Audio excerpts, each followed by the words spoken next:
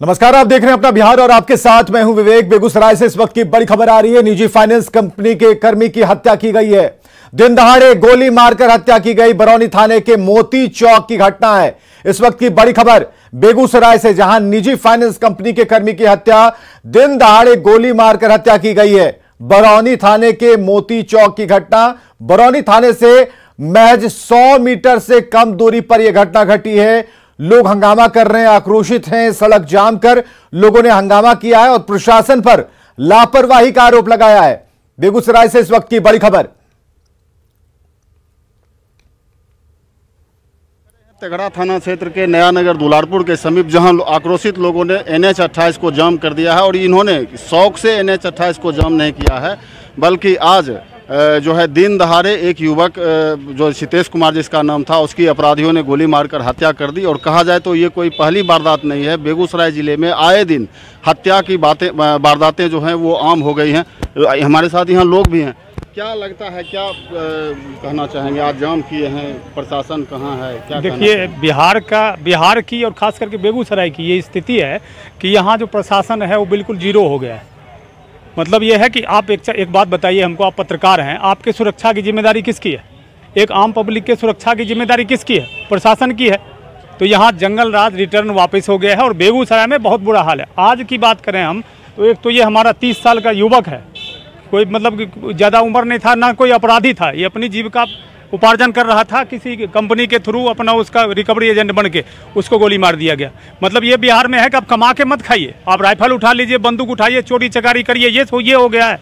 और बेगूसराय में आज सदर अस्पताल में इसके साथ एक और बॉडी था, वो भी यंग लड़का था। तो आप स्थिति देखिए, प्रशासन की स्थिति देखिए क्या है। यहाँ पे जिस चौराहे पे इसको गोली मारा गया है वहाँ से 200 मीटर दूर तक वो थाना है, फिर भी कोई मतलब नहीं है। इस चौराहा अगर बिजी चौराहा है या कुछ भी है, उसकी जिम्मेदारी किसकी है? पुलिस की है? नहीं है। वहाँ एक पुलिस का सिपाही तक नहीं था, अपराधी हाईवे पे गोली मार के चला गया।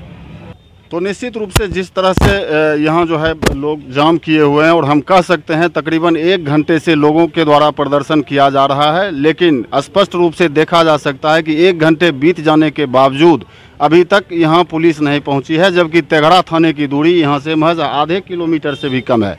तो कहा जा सकता है कहीं न कहीं पुलिस निष्क्रिय है और इसी की वजह और यही वजह है कि अपराधी बेलगाम हो चुके हैं और दिन दहाड़े आए दिन वारदातों को अंजाम दे रहे हैं। और लोग हैं, क्या कहना चाहेंगे? सर देखिए, जो स्थिति है, ये तो बच्चा बहुत अच्छा बच्चा था, मेरा विद्यार्थी रहा है।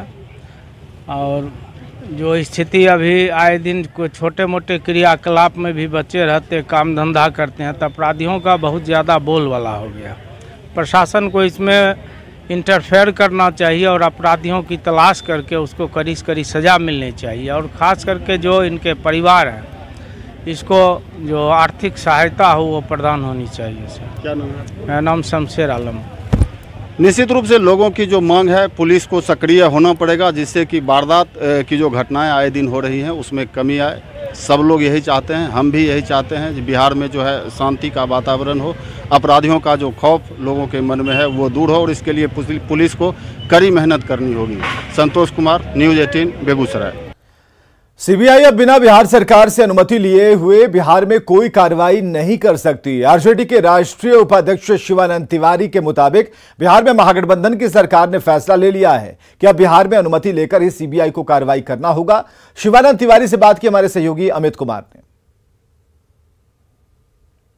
हमारे साथ मौजूद हैं आरजेडी के राष्ट्रीय उपाध्यक्ष शिवानंद तिवारी जी। बात करते हैं इनसे। शिवानंद जी, सीबीआई को लेकर के आपने कहा कि कॉन्स्टेंट होना चाहिए, तभी कॉन्स्टेंट लेकर के ही सीबीआई को जाना चाहिए कहीं पे। कोई मेरी व्यक्तिगत बात नहीं है। कल महागठबंधन के सभी घटक दलों की बैठक हुई और उसमें ये राय बनी, और ये प्रावधान है जो सीबीआई का गठन हुआ था 1948 के दिल्ली पुलिस एक्ट के हिसाब से, उसमें प्रावधान है इस बात का। उसकी धारा 6 कहती है कि राज्यों का कंसेंट लेना जरूरी है। तो क्यों ये प्रावधान किया गया इस कानून में? इसलिए कि हमारा फेडरल स्ट्रक्चर है, हमारा संघात्मक जो है देश है, ये यूनिटरी स्टेट नहीं है, और राज्यों को भी अपना अधिकार है। संविधान ने राज्यों को अधिकार दिया है, 3 तरह का अधिकार है, यूनियन लिस्ट, कंकरेंट लिस्ट और क्या नाम है, स्टेट लिस्ट। तो राज्यों को अधिकार है, और ये फंडामेंटल जो स्ट्रक्चर है संविधान का, उसमें सुप्रीम कोर्ट ने ये फैसला किया है कि इसमें कोई परिवर्तन जो है सरकार नहीं कर सकती है। उसके अंतर्गत ये हमको अधिकार दिया गया है।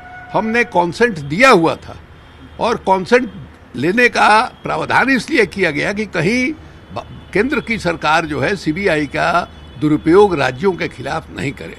तो अभी जिस ढंग से हम लोग देख रहे हैं कि सीबीआई का दुरुपयोग हो रहा है, इसके लिए तय किया गया महागठबंधन के बजाबते सभी घटक दलों के बैठक में कि हम जो है कॉन्सेंट विड्रॉ करेंगे। इसके पहले 9 राज्यों ने कॉन्सेंट विड्रॉ किया हुआ है।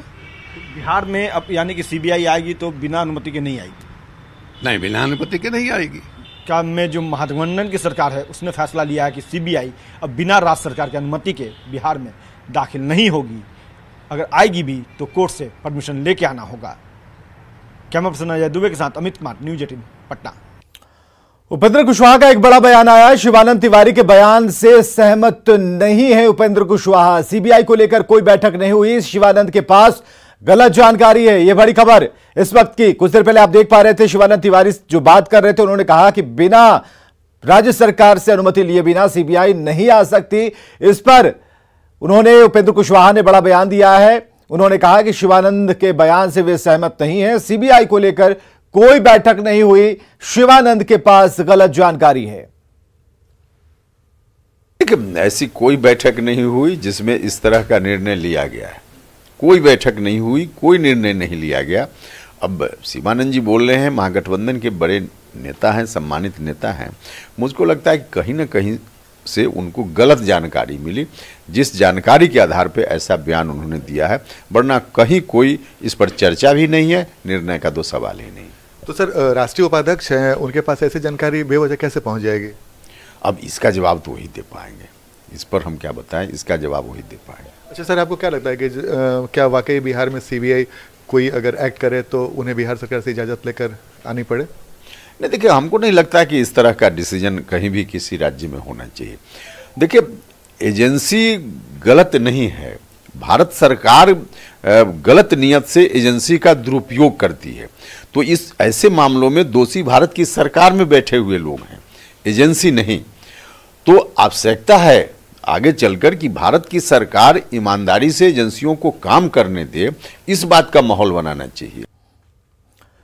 सीबीआई पर शिवानंद के दिए बयान पर बीजेपी ने कहा कि सीबीआई केंद्रीय एजेंसी है और उसे कार्रवाई करने से कोई नहीं रोक सकता। केंद्रीय एजेंसियां के पास जब कोई जानकारी होती है, कोई तथ्य सामने आते हैं, उसके आधार पर कार्रवाई करती है, और उसको रोकने की कोशिश करना या उसमें कोई अवरोध पैदा करना, ये कहीं न कहीं संशय पैदा करता है कि मन में चोर है। मैं समझता हूं कि पूरी तरह से अवैधानिक है इस प्रकार की सोच रखना। और इस वक्त की एक बड़ी खबर, अमित शाह का 2 दिवसीय बिहार दौरा। 23 और 24 सितंबर को बिहार आ रहे हैं अमित शाह। सीमांचल में अमित शाह होंगे, 2 दिन का दौरा है। 23 और 24 सितंबर की तारीख होगी जब सीमांचल में अमित शाह होंगे। 23 सितंबर को पूर्णिया में उनकी जनसभा है, 24 सितंबर को किशनगंज में कार्यक्रम है। केंद्रीय गृह राज्य मंत्री नित्यानंद राय ने इस बात की जानकारी दी कि अमित शाह का बिहार दौरा होने वाला है और 2 दिन में 23 और 24 सितंबर को वो बिहार में होंगे, सीमांचल के क्षेत्र में होंगे। पूर्णिया में 23 तारीख को जनसभा होगी, 24 सितंबर को किशनगंज में कार्यक्रम होगा। मंत्री अमित शाह जी का 23 और 24 2 दिनों का बिहार का प्रवास होगा। उस प्रवास के दौरान 23 तारीख को जहां सीमांचल के क्षेत्र में पूर्णिया में एक विशाल आम सभा होगी, वहीं 24 तारीख को किशनगंज में सरकारी कार्यक्रमों का जायजा लेने का काम करेंगे। अमित शाह के प्रस्तावित बिहार दौरे पर जेडीयू और आरजेडी ने तंज कसा है। आदरणीय गृह मंत्री अमित शाह जी का दौरा तो प्रशासकीय दौरा, तो उसके निहितार्थ अलग हैं, राजनीतिक दौरा तो उसके निहितार्थ अलग हैं। और ऐसी परिस्थिति में हमारी उम्मीद है, जो सूचना मिली है कि वे जनसभा को भी संबोधित करेंगे, तो जनसभा में इस बात को स्पष्ट करेंगे कि साथ में रह कर के कैसे विश्वासघात किया जाता है। इस जो राजनीतिक कला के निपुण महारथी है उसमें एक माने जाते हैं। कि उत्तर पूर्व के राज्य में गठबंधन रहते हुए कैसे जनता दल यू को कमजोर किया गया, भाजपा में विधायकों को शामिल कर लिया गया। अमित शाह जी आ रहे हैं तो आए, हर एक जगह जा सकते हैं, हिंदुस्तान में वो हर एक जगह जा सकते हैं, लेकिन मेरा उनसे आग्रह है कि आप देश के होम मिनिस्टर हैं सर, आप जब आए तो समाज को बांध के रखने की बात करिएगा, समाज में बंटवारा करने की बात ना हो। लबालब पानी से हल्कान जिंदगानी,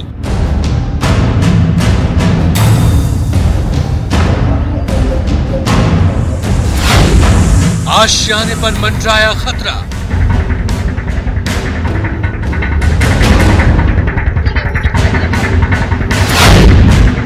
हिचकोले से दहशत का माहौल,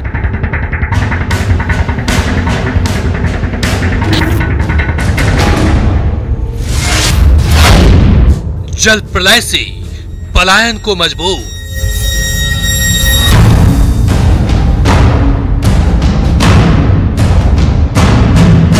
उफान पर गंगा।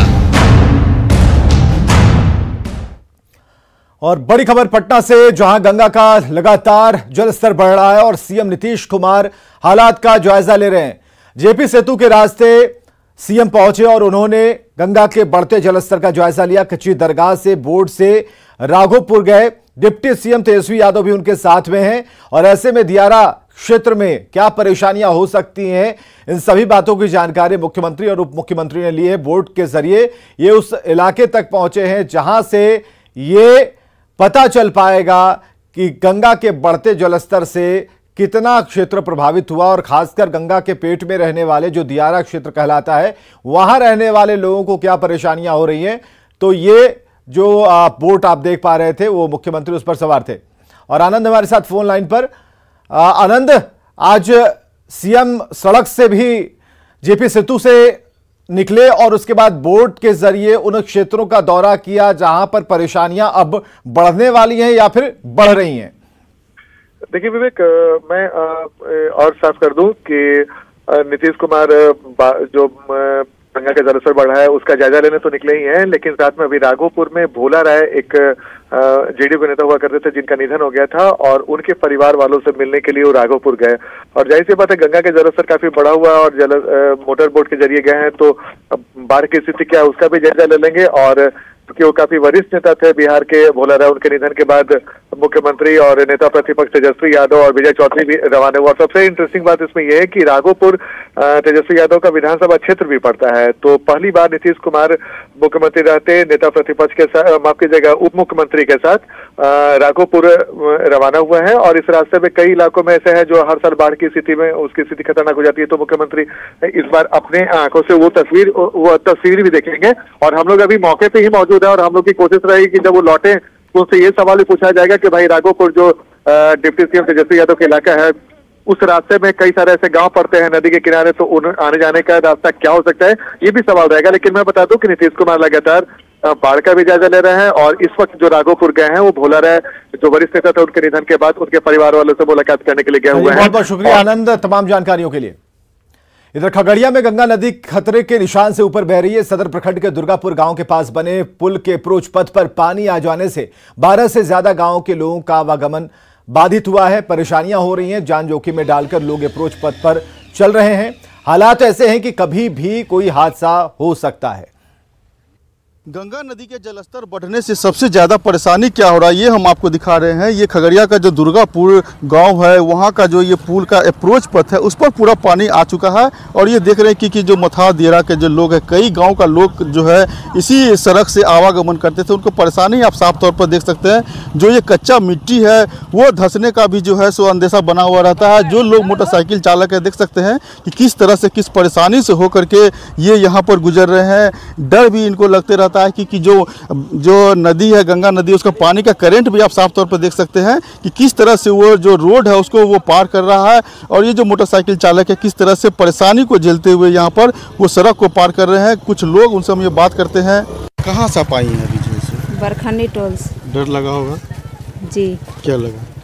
क्या लगा गिर जाएंगे पानी में। अच्छा, पूरा वहाँ पे पानी रोड पर सबसे पानी है। अच्छा, आवागमन तो परेशानी हो रहा है सबसे जी। क्या हो रहा है? क्या हो रहा, कादो कीचड़ गिर जाएंगे, बुतरुक है, बच्चा है सब। अच्छा, रोड पर पानी आ चुका बहुत, तो बिल्कुल इसमें रेत चल रहा है। कौन सा रोड है ये तो मान लीजिए रोड इतना ही आगे तक है, बस ये टर्निंग है ना, हाँ। वहीं तक है, उससे आगे रोड कहाँ है? पूरा पानी आ गया। हाँ, पूरे आ गया, पूरा कीचड़ वगैरह है। फिर कैसे लोग आएंगे जाएंगे? तो आएंगे, हो गया आज भर, उसके बाद फिर नाव चलेगा तो नाव से आएंगे जाएंगे। पूरा पानी है? हाँ, पूरा रोड पर पानी है। अच्छा, डर भी लगा फिर आने में? डर तो लगा पूरा, एगो मशीन गिर गया था तने को पानी में।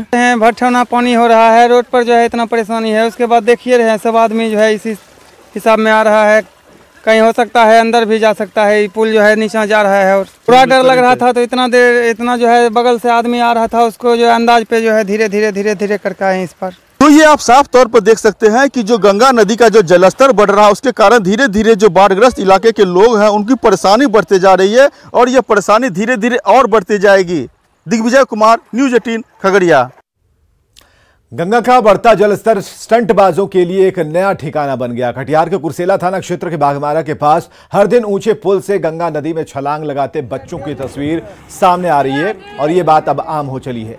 तस्वीरों में आप देख सकते हैं ये बच्चे जान जोखिम में डालकर ऊंचे पुल से उफनती नदी की धार में छलांग लगा रहे हैं और रील बनाने के चक्कर में ये बच्चे बड़े हादसे को न्योता दे रहे हैं।